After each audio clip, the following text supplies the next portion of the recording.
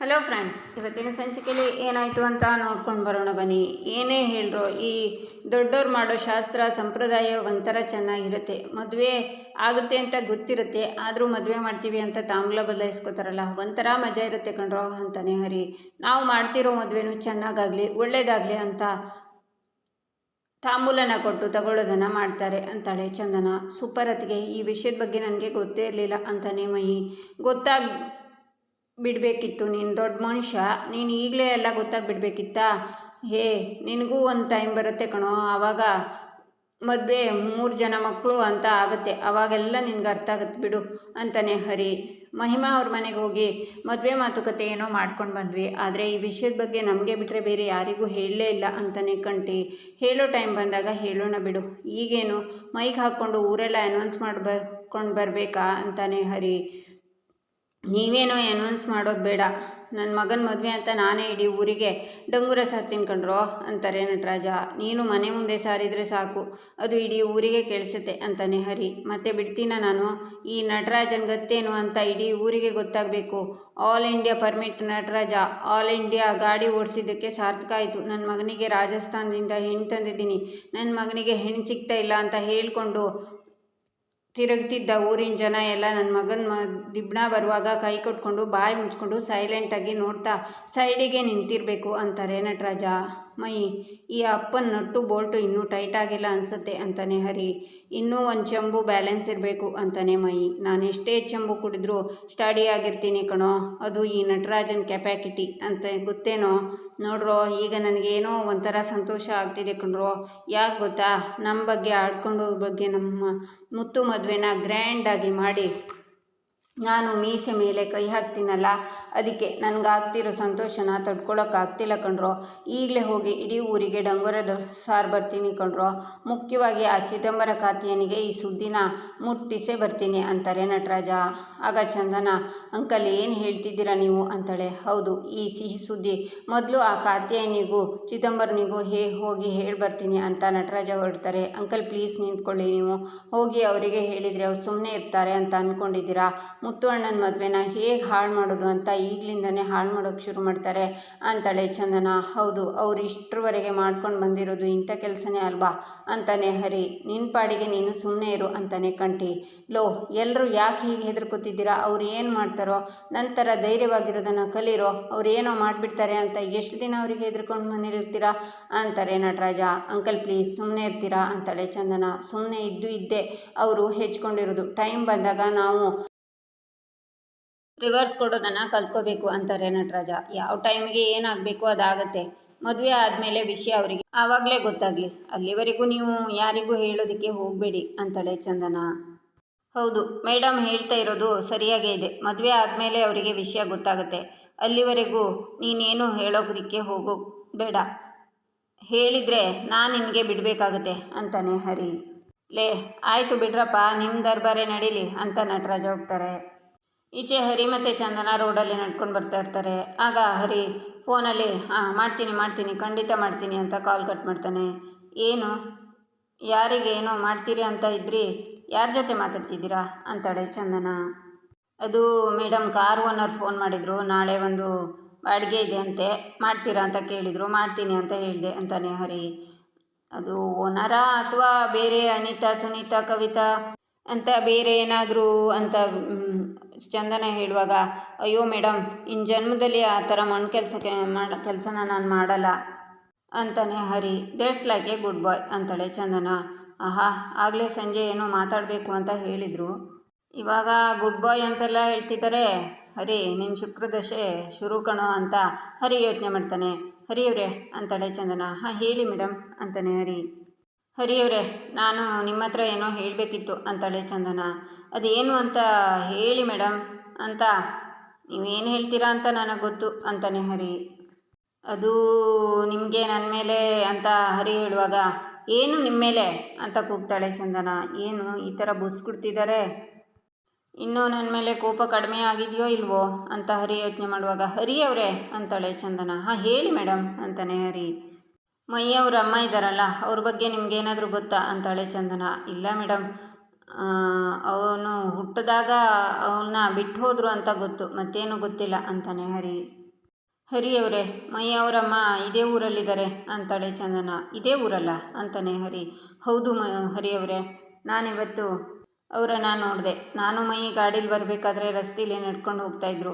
2 ತಿಂಗಳ ಹಿಂದೆ ಆಫೀಸಿಂದ ಬರಬೇಕಾದ್ರೆ ನಾನು ಅವರನ್ನು ನೋಡಿದೆ. ಆದರೆ ಇವತ್ತು ಕೂಡ ಅವರನ್ನು ನಾನು ನೋಡಿದೆ ಅಂತಾಳೆ ಚಂದನ.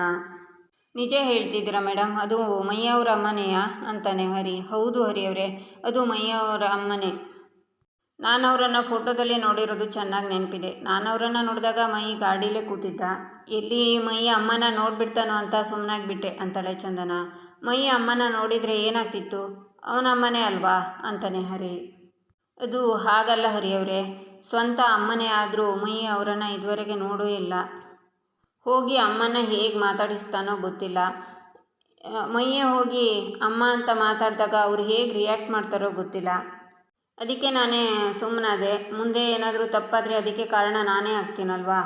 ನಾವೇನೇ ಮಾಡಿದರೂ ಯೋಚನೆ ಮಾಡಬೇಕು ಹರಿಯವರೇ. ಅದು ಮೈಯವರ ಅಮ್ಮ ಅನ್ನೋದು ಕನ್ಫರ್ಮ್ ಆಗೋವರೆಗೂ ನಾವು ಯಾರಿಗೂ ಹೇಳೋದು ಬೇಡ. ನಾವೇ ಹುಡ್ಕೋಣ. ಅವರು ಇಲ್ಲೇ ಎಲ್ಲೋ ಇರ್ತಾರೆ ಅಂತಾಳೆ ಚಂದನ. ಹೌದು, ನೀವು ಅದು ಹೇಗೆ ಅಷ್ಟು ಸ್ಟ್ರಾಂಗಾಗಿ ಹೇಳ್ತೀರಾ ಅಂತಾನೆ ಹರಿ. ನಾನು ಅವರನ್ನು ನೋಡಿದ್ದೀನಿ ಹರಿಯವರೇ, ಅದು ಅವರೇ ಅಂತಾಳೆ ಚಂದನ. ಸರಿ, ಈಗ ನೀವು ನನಗೆ ಹೇಳಿದಿರಲ್ವಾ, ನಾನು ನೋಡ್ಕೋತೀನಿ ಬಿಡಿ ಅಂತಾನೆ ಹರಿ. ಆದರೆ ಈ ವಿಷಯ ಮೈಯವರಿಗೆ ಯಾವುದೇ ಕಾರಣಕ್ಕೂ ಗೊತ್ತಾಗದೇ ಇರೋ ಹಾಗೆ ನೋಡ್ಕೋಬೇಕು ಅಂತಾಳೆ ಚಂದನ. ಸರಿ, ನೀವು ಅವರನ್ನು ಎಲ್ಲಿ ನೋಡಿದ್ದು ಅಂತ ಹರಿ ಕೇಳಿದಾಗ ನೆನ್ಪು ಮಾಡಿಕೊಂಡು ಚಂದನ ಹೇಳ್ತಾಳೆ.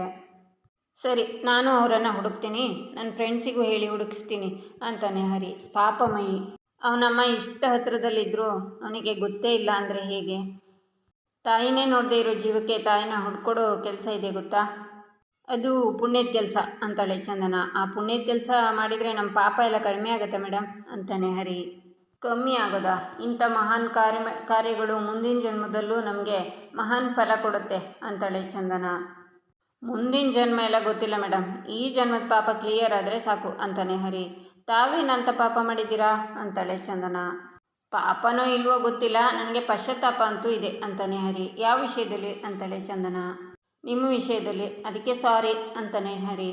ಸಾರಿನಾ? ಯಾಕೆ ಅಂತಾಳೆ ಚಂದನ. ಅನಿತಾ ವಿಷಯದಲ್ಲಿ ನಾನು ಮಾಡಿದ್ದು ತಪ್ಪು. ಆ ಹುಡುಗಿ ಅದನ್ನು ಸೀರಿಯಸ್ ಆಗಿ ತಗೋತಾಳೆ ಅಂತ ನಾನು ಅಂದ್ಕೊಂಡಿರಲಿಲ್ಲ. ಅದರಿಂದ ನಿಮಗೆ ಕೋಪ ಬಂದಿರುತ್ತೆ ಅಂತಾನೆ ಹರಿ. ನನಗೆ ಯಾಕೆ ಕೋಪ ಬರುತ್ತೆ? ನೀವು ಅವಳ ಜೊತೆ ಮಾತಾಡಿದರೆ ನನಗೇನು ಅಂತಾಳೆ ಚಂದನ. ನಿಮಗೆ ಕೋಪ ಬರುತ್ತೆ ಅಂತ ನಾನು ಅಂದ್ಕೊಂಡೆ, ಆದರೆ ಆ ಹುಡುಗಿ ಇಷ್ಟು ಸೀರಿಯಸ್ ಆಗಿ ತಗೋತಾಳೆ ಅಂತ ನಾನು ಅಂದ್ಕೊಂಡಿರಲಿಲ್ಲ ಅಂತಾನೆ ಹರಿ. ಸಾರಿ ಮೇಡಮ್ ಅಂತಾನೆ. ನೀವು ಸಾರಿ ಕೇಳಬೇಕಾಗಿರೋದು ನನಗಲ್ಲ, ಅನಿತಾಗೆ ಅಂತಾನೆ ಹರಿ. ನನ್ನಿಂದಾಗಿ ದೊಡ್ಡ ತಪ್ಪಾಗಿದೆ. ಇದರಿಂದ ಅನಿತಾಗೆ, ನಿಮಗೆ, ಮನೆಯವರಿಗೆ ಎಲ್ಲ ಹರ್ಟ್ ಆಗಿದೆ. ಅದಕ್ಕಾಗಿ ಸಾರಿ ಸಾರಿ ಸಾರಿ ಅಂತ ಬಸ್ಕಿ ಹೊಡಿತಾನೆ ಹರಿ. ಆಗ ಚಂದನ ನಗ್ತಾಳೆ. ಆಗಿದ್ದಾಯಿತು, ಮೈಯವರ ಅಮ್ಮನ ಹುಡ್ಕೋದ್ರ ಬಗ್ಗೆ ಯೋಚನೆ ಮಾಡಿ ಅಂತಾಳೆ ಚಂದನ. ಮೇಡಮ್, 2 ದಿನ ಟೈಮ್ ಕೊಡಿ. ಬೆಂಗಳೂರು ಗಲ್ಲಿನೂ ನನಗೆ ಗೊತ್ತು. ಹುಡುಕಿ ನಾನು ನಿಮ್ಮ ಮುಂದೆ ನಿಲ್ಲಿಸ್ತೀನಿ ಅಂತಾನೆ ಹರಿ. ಈಚೆ ನಟರಾಜ ಫುಲ್ ಟೈಟಾಗಿ ಸೈಕಲ್ ಹಿಡ್ಕೊಂಡು ತನ್ನಷ್ಟಕ್ಕೆ ಮಾತಾಡ್ತಾ ಬರುವಾಗ ಒಬ್ಬರು ಬಂದು, ಯಾಕೋ ಯಾವಾಗಲೂ ಕುಡ್ಕೊಂಡೇ ಇರ್ತೀಯಲ್ಲ, ನಿನ್ನ ಮಗನಿಗೆ ಹೆಣ್ಣು ಸಿಗಲಿಲ್ಲ ಅಂತ ಟೆನ್ಷನಾ ಅಂತಾರೆ. ಏಯ್ ತಿರ್ಬೋಕಿ, ಯಾರು ಹೇಳಿದ್ದು ನಿನಗೆ ನನ್ನ ಮಗನಿಗೆ ಹೆಣ್ಣು ಸಿಗಲಿಲ್ಲ ಅಂತ ಅಂತಾರೆ ನಟರಾಜ. ಯಾಕೆ ಹೇಳಬೇಕು? ಅದು ಇಡೀ ಊರಿಗೆ ಗೊತ್ತಿರೋ ವಿಚಾರ ಅಲ್ವಾ ಅಂತಾರೆ ಅವರು. ನಿನ್ನ ಮಗನಿಗೆ ಎಲ್ಲಿಂದ ಹೆಣ್ಣು ತಂದಿದ್ಯೋ ಅಂತಾರೆ ನಟರಾಜ. ಪಕ್ಕದೂರಿಂದ ಅಂತಾರೆ ಅವರು. ಪಕ್ಕದೂರಿಂದ ತಂದಿರೋ ನಿನಗೇ ಎಷ್ಟಿರಬೇಕಾದ್ರೆ ರಾಜಸ್ಥಾನದಿಂದ ಹೆಣ್ಣನ್ನು ತಂದಿದ್ದೀನಿ, ನನಗೆ ಎಷ್ಟಿರಬೇಡ ಅಂತಾರೆ ನಟರಾಜ. ಯಾರಿಗೋ ಅಂತಾರೆ ಅವರು. ನನ್ನ ಮಗ ಮುತ್ತುರಾಜನಿಗೆ ರಾಜಸ್ಥಾನದ ಹುಡುಗಿ ಜೊತೆ ಮದುವೆ ಮಾಡಿಸ್ತಿದ್ದೀನಿ ಅಂತಾರೆ ನಟರಾಜ. ಇಷ್ಟು ದಿನ ಕಾದಿದ್ದಕ್ಕೆ ಸಾರ್ಥಕ ಆಯಿತು ಬಿಡು, ಕೇಳಿ ಖುಷಿಯಾಯಿತು ಅಂತಾರೆ ಅವರು. ಖುಷಿ ಆಯಿತಾ? ನೀನೇ ಇಷ್ಟು ಖುಷಿ ಪಡ್ತಿರ್ಬೇಕಾದ್ರೆ ನನ್ನ ಶತ್ರುಗಳು ಅವರಿನ್ನೆಷ್ಟು ಖುಷಿ ಪಡಬೇಕು. ನಾನು ಹೋಗಿ ಅವ್ರ ಖುಷಿನ ನೋಡಬೇಕು ಅಂತಾರೆ ನಟರಾಜ. ನಟರಾಜ, ಫುಲ್ ಟೈಟ್ ಆಗಿಬಿಟ್ಟಿದ್ಯಾ, ಹೋಗಿ ಮಲ್ಕೊಳ್ಳೋ ಅಂತ ಅವ್ರು ಹೋಗ್ತಾರೆ. ಈ ನಟರಾಜ ಫುಲ್ ಟೈಟ್ ಆದರೂ ಸ್ಟಡಿಯಾಗಿರ್ತಾನೆ. ಬರ್ತೀನಿ, ಇವಾಗ ನಿಮ್ಮ ಹೊಟ್ಟೆಲಿ ಬೆಂಕಿ ಬೀಳೋದನ್ನು ನೋಡೋದಕ್ಕೆ ಬರ್ತೀನಿ ಅಂತ ನಟರಾಜ ಹೋಗ್ತಾರೆ. ಈಚೆ ಕಾತ್ಯಾಯಿನಿ ಬಡಿಸು ಅಂತ ಅಳಿನಿಗೆ ಊಟನ ತಂದು ಕೊಡ್ತಾರೆ. ಆಗ ಭಾರತಿ ಬಡಿಸ್ತಾಳೆ. ಸಾಕು ಸಾಕು ಅಂತಾರೆ ಅಳಿಯ. ಯಾಕೋ ಸಾಕು ಅಂತಿದ್ಯಾ? ನಾಚ್ಕೊಂಡ್ಬೇಡ, ನಿನಗೋಸ್ಕರ ಸ್ಪೆಷಲಾಗಿ ಬನ್ನೇರು ಕುರಿ ತಂದು ಸಾರು ಮಾಡಿಸಿರೋದು ಅಂತಾರೆ ಚಿದಂಬರ. ಭಾರತಿ ಕಬಾಬ್ ಬಡಿಸು ಅಂತ ಕಾತ್ಯಾಯಿನಿ ಕೊಡ್ತಾರೆ. ಆಗ ಭಾರತಿ ಹಾಕುವಾಗ ಭಾರತಿ ಬೇಡ ಅಂತಾರೆ ಅಳಿಯ. ಇದ್ಯಾಕಪ್ಪ ನಾಚ್ಕೋತೀಯ, ನಮ್ಮ ಕಾತ್ಯಾಯಿನಿ ಕಬಾಬನ್ನ ಸೂಪರಾಗಿ ಮಾಡ್ತಾಳೆ, ಹಾಕ್ಸ್ಕೋ ಅಂತಾರೆ ಚಿದಂಬರ. ಭಾರತಿ ಬೇಡ ಅಂತಾರೆ ಅಳಿಯ. ಯಾಕೆ ಅಳಿ ಅಂದರೆ ಯಾಕೆ ಬೇಡ ಅಂತಿದ್ದೀರಾ ಅಂತಾಳೆ ಕಾತ್ಯಾಯಿನಿ. ಅದು ಅಂಕಲ್, ನನಗೆ ಕಬಾಬ್ ಅಂದರೆ ಆಗಲ್ಲ, ತುಂಬ ಆಯಿಲ್ ಇರುತ್ತಲ್ವಾ, ಮೈಗೆ ಅಲರ್ಜಿ ಆಗುತ್ತೆ, ಡಾಕ್ಟ್ರು ಕೂಡ ತಿನ್ನಬಾರ್ದು ಅಂತ ಹೇಳಿದ್ದಾರೆ ಅಂತಾನೆ ಅಳಿಯ. ಹೌದಾ ಅಳಿ ಅಂದರೆ ಅಂತಾರೆ ಕಾತ್ಯಾಯಿನಿ. ಹೌದು ಅತ್ತೆ. ಭಾರತಿ ಯಾಕೆ ಅತ್ತೆಗೆ ಹೇಳಿಲ್ವಾ ಅಂತಾನೆ ಅಳಿಯ. ಭಾರತಿ ಅಲ್ಲ ಯಾಕೆ, ನಿನಗೆ ಗೊತ್ತಿದ್ದು ಹೇಳಿಲ್ಲ, ಅಡುಗೆ ಮಾಡಬೇಕಿದ್ರೆ ಹೇಳಿದ್ದಿದ್ರೆ ಬೇರೆ ಏನಾದರೂ ಮಾಡಿ ಹಾಕ್ತಿದ್ದೆ ಅಂತಾರೆ ಕಾತ್ಯಾಯಿನಿ. ಮರ್ತೋಯ್ತಮ್ಮ ಅಂತಾಳೆ ಭಾರತಿ. ಭಾರತಿ ಪ್ಲೀಸ್, ಇಂಥ ವಿಷಯನೆಲ್ಲ ಮರ್ತೋದ್ರೆ ಹೇಗೆ, ನನಗೆ ಹೆಲ್ತ್ ಪ್ರಾಬ್ಲಮ್ ಇರೋದು ನಿನಗೆ ಗೊತ್ತಿತ್ತಲ್ವಾ ಅಂತಾನೆ ಗಂಡ. ಆಗ ನಟರಾಜ ಕಾತ್ಯಾಯಿನಿ ಮನೆ ಮುಂದೆ ಸೈಕಲ್ನ ನಿಲ್ಲಿಸಿ, ಕಾತ್ಯಾಯಿನಿ ಚಿದಂಬರ ಐತೆ ನಿಮ್ಗಿವತ್ತು, ನಿಮ್ಮ ಹೊಟ್ಟೆ ಉರ್ಸೋದು ಗ್ಯಾರಂಟಿ ಅಂತ ಬರ್ತಾರೆ. ಈಚೆ ಕಾತ್ಯಾಯಿನಿ ಅಳಿಯಂದ್ರೆ ನೀವು ಯಾಕೆ ಅಷ್ಟೊಂದು ಕೇಳ್ಕೊತೀರಾ, ಬುದ್ಧಿ ಇದೆಯೇನೆ ನಿನಗೆ, ಗಂಡ ಆದವನಿಗೆ ಏನು ತಿಂದರೆ ಆಗುತ್ತೆ ಏನು ತಿಂದರೆ ಆಗಲ್ಲ ಅಂತ ಗೊತ್ತಿರಬೇಕು, ಮರ್ತೋದ್ರೆ ಹೇಗೆ, ನಿನ್ನನ್ನೇ ಕೇಳ್ತಿರೋದು, ಗರ ಬಡ್ದವ್ರ ಥರ ಆಡ್ತೀಯಲ್ಲ ಅಂತಾರೆ ಕಾತ್ಯಾಯಿನಿ. ಅಯ್ಯೋ ಮರ್ತೋಯ್ತು ಬಿಡಮ್ಮ ಅಂತಾಳೆ ಭಾರತಿ. ಹೇಗೆ ಮರ್ತೋಗುತ್ತೆ, ಸ್ವಲ್ಪನೂ ಕಾಳಜಿ ಇಲ್ವೇನೆ ನಿನಗೆ ಅಂತಾರೆ ಕಾತ್ಯಾಯಿನಿ. ಸ್ವಲ್ಪನೂ ನೆಮ್ಮದಿಯಾಗಿರೋಕೆ ಬಿಡಲ್ವಲ್ಲಮ್ಮ ಅಂತ ಭಾರತಿ ಅಲ್ಲಿಂದ ಹೋಗ್ತಾಳೆ. ಏಯ್ ಭಾರತಿ ಅಂತ ಕಾತ್ಯಾಯಿನಿ ಕೂಗ್ತಾರೆ. ಅದನ್ನು ನೋಡಿ ನಟರಾಜ, ನಾನೇನೋ ಹೇಳಿ ಹೊಟ್ಟೆ ಉರ್ಸೋಣ ಅಂತ ಬಂದರೆ ಇಲ್ಲಿ ಬೇರೇನೋ ನಡೀತಿದೆ ಅಂತಾರೆ. ಅತ್ತೆ ನೀವು ಬೇಜಾರು ಮಾಡ್ಕೋಬೇಡಿ, ಅವಳಿಗೆ ಕೋಪ ಜಾಸ್ತಿ, ನಮ್ಮನೇಲೂ ಹೀಗೆ ಮಾಡ್ತಾಳೆ ಅಂತಾರೆ ಅಳಿಯ. ಅಯ್ಯೋ ಅಂತಾರೆ ಕಾತ್ಯಾಯಿನಿ, ನಮ್ಮ ಅಮ್ಮನ ಮೇಲೂ ರೇಗಾಡ್ತಾಳೆ, ಏನೂ ಮಾಡೋಕ್ಕಾಗಲ್ಲ, ಸ್ವಲ್ಪ ಹೊತ್ತು ಸರಿ ಹೋಗ್ತಾಳೆ ಅಂತಾರೆ ಅಳಿಯ. ಏನು ಹೇಳ್ತಿದ್ದೀರಾ ಅಳಿ ಅಂದರೆ, ಬೀಗ್ರ ಜೊತೆಲೂ ಹೀಗಾಡ್ತಾಳ, ಹೇಗಿರಬೇಕು ಅಂತ ಗೊತ್ತಿಲ್ವ ಅವಳಿಗೆ ಅಂತಾರೆ ಕಾತ್ಯಾಯಿನಿ. ಏನು ಮಾಡೋಕ್ಕಾಗತ್ತತ್ತೆ, ಕೆಲವೊಂದು ಸಲ ಅತ್ತೆ ಸೊಸೆ ಜಗಳ ಆಡ್ತಾರೆ, ನಾನೇ ಸಮಾಧಾನ ಮಾಡ್ತೀನಿ, ನಾನೇ ಹೋಗಿ ಅಮ್ಮನ ಹತ್ರನೂ ಸಾರಿ ಕೇಳ್ತೀನಿ, ಸ್ವಲ್ಪ ಹೊತ್ತು ಬಿಟ್ಟು ಭಾರತಿ ಹತ್ರನೂ ಹೋಗಿ ಸಾರಿ ಕೇಳ್ತೀನಿ, ಇವಳು ಕೋಪ ನನಗೆ ದಿನ ನೋಡಿ ನೋಡಿ ಅಭ್ಯಾಸ ಆಗಿಬಿಟ್ಟಿದೆ ಅಂತಾರೆ ಅಳಿಯ. ಇಷ್ಟಕ್ಕೆ ಬಂದ್ಲ ಅವಳು, ಇವತ್ತು ಅವಳಿಗೆ ಬುದ್ಧಿ ಕಲಿಸದೆ ಬಿಡಲ್ಲ ಈ ಭಾರತಿ ಅಂತ ಕಾತ್ಯಾಯಿನಿ ಅಲ್ಲಿಂದ ಹೋಗ್ತಾರೆ. ಅದನ್ನೆಲ್ಲ ನೋಡ್ತಾ ನಟರಾಜ, ಇಲ್ಲೇ ದೊಡ್ಡ ಸಮಸ್ಯೆ ಆದಾಗಿದೆ, ಇನ್ನು ನಾನೇನು ಇವ್ರಿಗೆ ಹೊಟ್ಟೆ ಉರಿಸೋದು, ನಡಿ ನಟರಾಜ ಅಂತ ನಟರಾಜ ಅಲ್ಲಿಂದ ಬಿಡ್ತಾರೆ.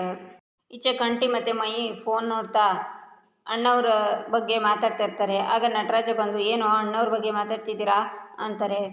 ನಾವು ಭಕ್ತ ಪ್ರಹ್ಲಾದ ಫಿಲ್ಮ್ ನೋಡ್ತಿದ್ದೀವಿ, ಏನಿಂದು ಅಂತಾನೆ ಮೈ. ಆಗ ಒಂದು ದೊಣ್ಣೆನ ಹಿಡ್ಕೊಂಡು ಹರಿಯಲ್ಲಿ ಅಂತ ಕೇಳ್ತಾರೆ. ಅವನೆಲ್ಲೋ ಹೊರಗಡೆ ಹೋಗಿದ್ದಾನೆ ಅಂತಾನೆ ಮೈ. ಆ ಹರಿ ಕುನ್ನಿ ಎಲ್ಲಿ ಅಂತ ಗಟ್ಟಿಯಾಗಿ ಕೂಗ್ತಾರೆ ನಟರಾಜ. ನನ್ನ ಆ ಜನ್ಮ ಶತ್ರು ಹರಿಯಲ್ಲಿ ಅಂತಾರೆ. ಆಗ ಮುತ್ತುನು ಶಾಕ್ನಿಂದ ನೋಡ್ತಾನೆ. ಏನಣ್ಣ ಇದು, ಹಿರಣ್ಯಕಶಿಪು ಮೈ ಮೇಲೆ ಬಂದುಬಿಟ್ಟಿದ್ದಾನೆ ಅಂತಾನೆ ಕಂಠಿ. ಹ್ಞೂ ಕಣೋ ಅಪ್ಪ, ಅವಾಗೆಲ್ಲ ಇದನ್ನು ಚೆನ್ನಾಗಿ ಮಾಡೋರು ಅಪ್ಪ, ಹಿರಣ್ಯಕಶಿಪುವಿನ ಒಂದು ದೊಡ್ಡ ಡೈಲಾಗ್ ಹೊಡೀರಿ ಅಪ್ಪ ಅಂತಾನೆ ಮುತ್ತು. ನಾವೇ ಜಡ್ಜು, ಶುರು ಮಾಡಪ್ಪ ಅಂತ ಮೈ ಮತ್ತೆಲ್ಲ ಕೂತ್ಕೋತಾರೆ. ಆಗ ನಟರಾಜ ಚೆನ್ನಾಗಿ ಡೈಲಾಗ್ನ ಹೇಳ್ತಾರೆ. ಆಗ 3 ಜನ ಕ್ಲ್ಯಾಪ್ಸ್ ಮಾಡ್ತಾರೆ.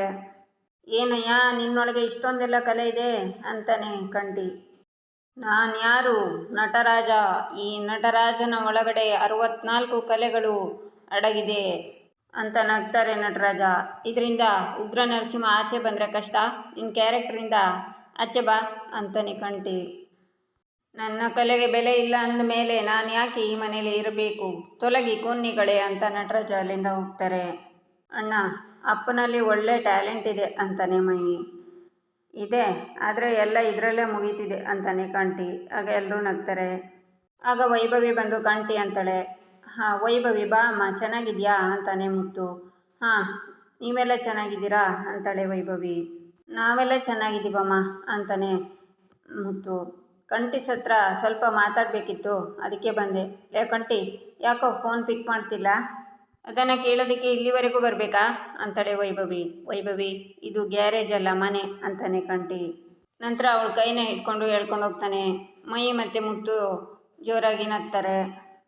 ಈಚೆ ಮುತ್ತು ಕಾಲು ಉಳ್ಕಿದೆ ಅಂತ ಕೂತಿರುವಾಗ ಚಂದನ ಸ್ಪ್ರೇ ತಂದುಕೊಟ್ಟು ಮೈಗೆ ಸ್ಪ್ರೇ ಹಾಕೋಕೆ ಹೇಳ್ತಾಳೆ. ಆಗ ನಟರಾಜ ಬಂದು, ಆ ಸ್ಪ್ರೇ ಎಲ್ಲ ಬೇಡ, ನಾನು ಸರಿ ಮಾಡ್ತೀನಿ ಅಂತ ಎಣ್ಣೆ ಹಾಕಿ ತಿಕ್ತಾರೆ. ಆಗ ಉರಿ ಉರಿ ಅಂತ ಮುತ್ತು ಬಡ್ಕೋತಾನೆ.